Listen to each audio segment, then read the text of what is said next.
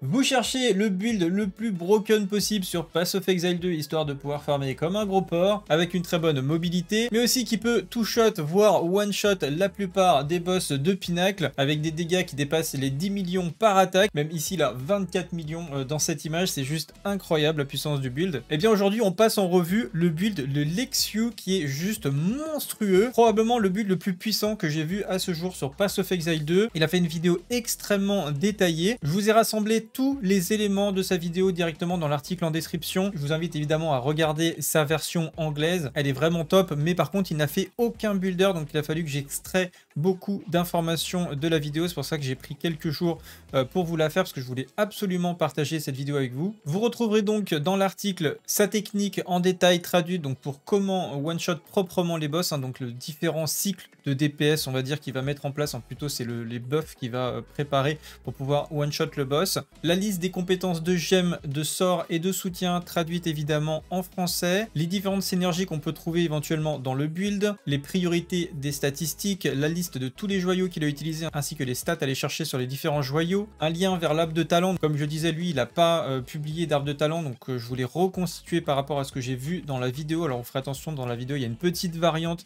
au niveau de cette partie de l'arbre ici pour le bas level entre guillemets. Et là c'est la version finale que je vous ai mis de l'arbre, donc level 80, 90, quelque chose comme ça. Et enfin les différents équipements qu'il a utilisés dans la vidéo, sachant que certaines stats d'après lui peuvent être perfectionnées, mais ça vous donnera une bonne idée de type de statistiques que vous devrez rechercher, évidemment le tout traduit en français. Bref, aujourd'hui on passe en revue ce build incroyable. Vous êtes encore nombreux à regarder régulièrement mes vidéos sans être abonnés, donc pour soutenir la chaîne et ne pas manquer la suite, n'oubliez pas d'exploser ce bouton rouge, d'activer la cloche. Sur ce, c'est parti. Alors pour commencer, au niveau du fonctionnement du build, comme on a pu le voir dans la vidéo, il y a deux principes de base. C'est soit il va jouer vraiment sur un build vraiment AOE multi-cible avec donc des orbes et des explosions au niveau de la téléportation, soit il va faire une version one-shot burst pour le mono-cible et pour les boss. Ce changement de gameplay en fait va juste s'effectuer en changeant d'arme. Il va jouer donc sur les maps avec une baguette et un bouclier pour être plus tanky et avoir un arbre de talent aussi qui va être ajusté sur ses armes afin d'aller chercher un maximum d'augmentation des dégâts de zone. Donc on verra tout ça dans la partie arbre de talent, et le bâton va lui apporter un sort supplémentaire qui lui permettra de réaliser beaucoup plus de burst, en l'occurrence pour pouvoir poser des buffs au sol et d'apporter des coefficients multiplicateurs. Vecteur de fou, donc lightning conduit en anglais, donc ça c'est vraiment la compétence tueur de boss. On va commencer par comment il fait pour one shot en fait les boss comme on l'a vu dans la vidéo. Et en fait ce sort, sa particularité c'est que dans sa description, eh bien il gagne 100% de dégâts supplémentaires pour chaque 5% d'effet de choc que la cible possède. Et le problème c'est qu'en général c'est assez compliqué d'obtenir des effets de choc, mais on va utiliser certaines mécaniques du jeu pour en stacker de manière importante et donc du coup exploser complètement la statistique qui augmente les dégâts de 100%. Donc c'est pour ça qu'on va avoir un énorme coefficient multiplicateur sur ce sort, ce qui nous permet de faire des dégâts stratosphériques. Et c'est d'ailleurs pour cette raison qu'il utilise donc la téléportation foudroyante qui va lui permettre de créer des zones de foudre au sol permettant d'accumuler très rapidement donc les effets de choc sur la cible, et qui peut être utilisé sur les boules de foudre comme précisé ici dans le tooltip, et qui permet de créer donc des shocked ground. Donc la première chose qu'il va faire c'est de poser cette zone au sol, donc il l'obtient via son bâton donc Armageddon Goat Shimming Staff qui lui donne le sort Sigil of Power, ou saut de pouvoir en français. Sigil of Power c'est un buff qui va se cumuler jusqu'à 4 fois et qui apporte des dégâts de spell damage supplémentaires, donc en coefficient multiplicateur. Donc ça permet de préparer donc l'arrivée du boss. En général vous avez toujours un temps, donc ça permet de préparer l'arrivée du boss. Il met cette zone, ensuite il lance ses orbes de foudre et il fait une téléportation dedans, ce qui va permettre donc d'appliquer des nouvelles zones au sol. Et en plus de ça, avec le passif d'ascendance Strike Twice, eh bien les effets de choc vont être doublés. Il lance également le debuff Conductivity qui va permettre de réduire les résistances aux différents sorts avec la gemme de support Cursed Ground. Il utilise ensuite Soul Offering qui permet de faire apparaître des prêtres qui vont lui lancer des buffs qui va augmenter d'autant plus son spell damage. Il explique qu'avec les différentes gemmes de support, que ce soit Danse Macabre ou Ablation, et bien tout ça lui donne un total de 62,4% de dégâts supplémentaires grâce à Soul Offering. Quand le boss apparaît, on peut voir qu'il a bien subi correctement tous les debuffs qu'on peut constater donc directement sous sa barre de vie. On voit que les effets de choc s'accumulent bien 2 fois, donc il a 88% d'effets de choc supplémentaires, qui est indiqué ici dans l'article. Et c'est vraiment cette partie-là qui va faire que vous allez gagner énormément de dégâts. Comme on l'a dit tout à l'heure, Vecteur de Foudre apporte 100% de dégâts supplémentaires pour 5% de choc présent sur la cible qui représente un total de 3520% de dégâts sur la cible. En plus de ça, avec Exposure, il réduit les résistances élémentaires de 72%. Et avec tous les talents et passifs qu'il a, etc., il arrive à monter à 119% de réduction de résistance à la foudre, ce qui lui permet en fait de passer tout simplement le boss en négatif et donc de gagner un nouveau coefficient multiplicateur de dégâts à ce niveau-là. Et du coup, le boss se fait au pire two shot, voilà, il prend des 16-20 millions par attaque et forcément il se fait complètement défoncer. Alors, quels sont les talents qu'il a choisi pour ce build? Eh bien, pour commencer, au niveau de l'ascendance, il a dit qu'il fallait commencer donc par cette partie-là pour aller chercher Force of the Will. Donc ça, c'est la première partie pendant votre leveling entre guillemets. Il va augmenter en fait vos dégâts en fonction de votre mana. Donc plus vous pourrez augmenter votre mana, plus vous allez gagner de dégâts. Ensuite, on ira chercher Strike Twice qui, comme on l'a vu, est très important et augmente les dégâts en particulier de votre attaque principale. Et enfin, Scourge Wind qui va réduire les résistances des cibles de 20% supplémentaires.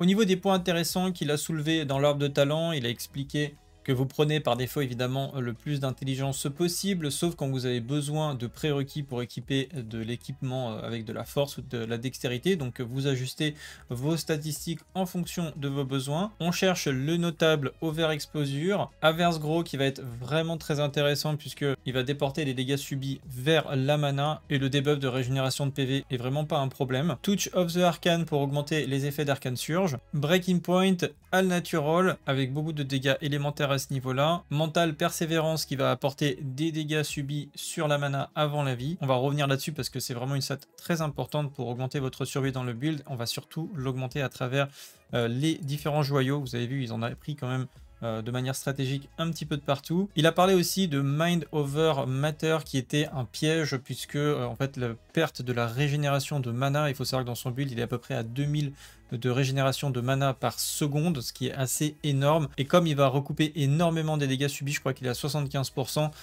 sur le mana plutôt que ses points de vie, bah, ça le rend extrêmement tanky. Et en fait, c'est comme s'il avait beaucoup plus de vie, donc plus de 10 000 en vérité.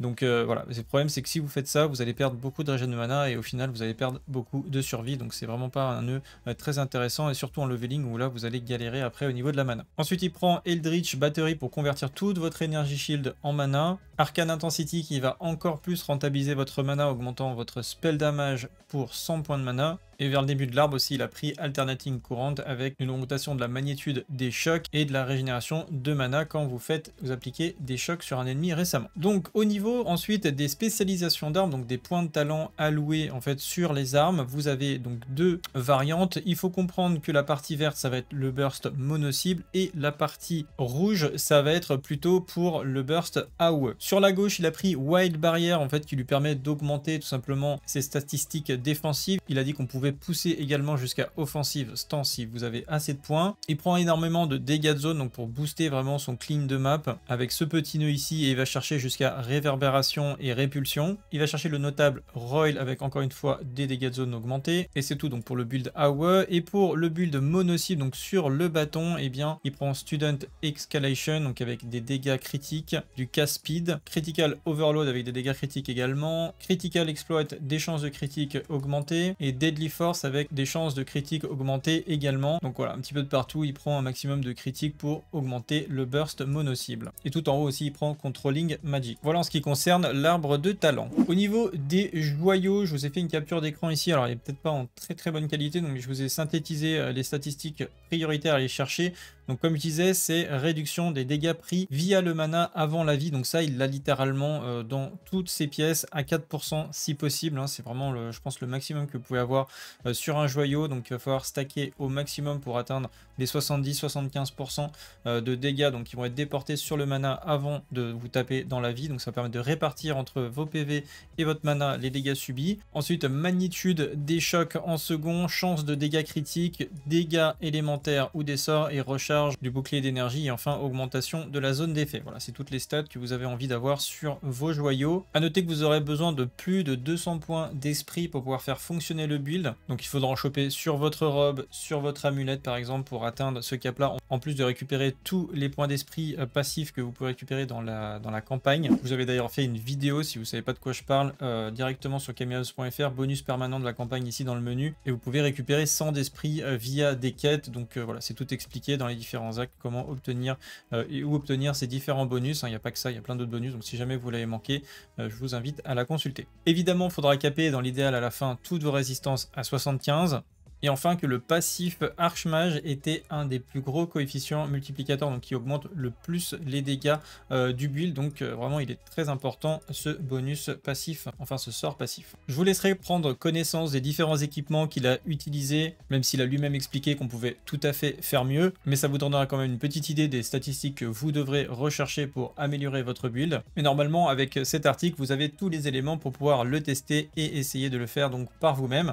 Il va s'ajouter à une collection de nombreux builds que je traite sur Camlabs.fr, donc si vous cherchez un build pour une autre classe, n'hésitez pas d'aller checker l'article que je mets en description. Donc il y a tous les builds pour les différentes classes qui sont en tout cas les meilleurs que j'ai pu identifier pour l'instant sur l'accès anticipé. Je vais continuer à l'enrichir avec l'approche de la sortie officielle, comme ça vous aurez tout un tas de builds à tester pour la sortie. Si jamais un build se fait nerfer, je mettrai à jour l'article évidemment, donc n'hésitez pas à me faire remonter si jamais un build ne fonctionne absolument plus ou qu'il a été trop nerfé, comme ça je corrigerai l'article. Si vous cherchez du monde avec qui jouer, eh bien nous avons un Discord Pass of Exile très actif avec des forums de classe, vous pourrez poser vos questions Theory Crafting, donc n'hésitez pas de nous rejoindre, vous avez le lien en description. C'était ma première vidéo d'explication un peu en détail, on va dire, sans que j'ai joué le build en Pass of Exile, donc j'espère que ça vous semblera assez clair. Je serai probablement sur Twitch aussi en train de tester ce build, que j'étais assez curieux de voir ses performances en particulier sur le leveling, donc n'hésitez pas de passer faire un tour. Sur ce, pour ma part, c'est tout pour aujourd'hui. Si la vidéo vous a plu, likez, partagez, abonnez-vous, on se retrouve dans la prochaine. Salut à tous, c'est le Guild, ciao bye.